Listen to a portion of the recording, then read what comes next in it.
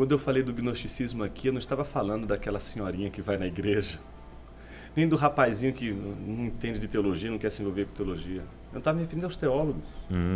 O gnosticismo não é um pecado dos membros da igreja, é o pecado da classe teológica, da classe pensante da igreja. Eles são os gnósticos. Entendi. O gnosticismo está entre os entendidos de teologia, aqueles que acham que porque se tornaram teólogos não são pecadores. Não, acham que o conhecimento intelectual que eles têm é redentor. Olha que idolatria terrível.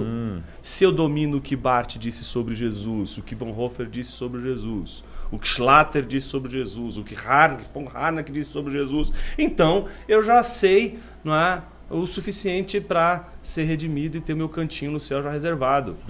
Então o sujeito não entende que ele transformou a teologia num ídolo redentor, inclusive, que redime e que justifica o seu cristianismo. Isso é tão destrutivo, tão demoníaco, que faz o teólogo se divorciar da igreja.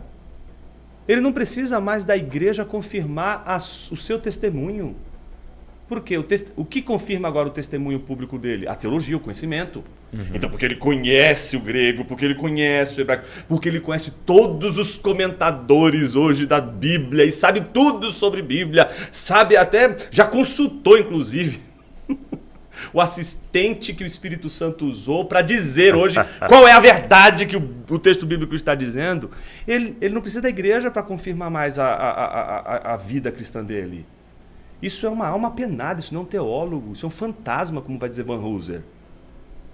Um teólogo sem igreja é uma alma penada, é uma alma sem corpo. O corpo do teólogo está na sua ligação com a igreja, porque a igreja tem uma coisa chamada disciplina.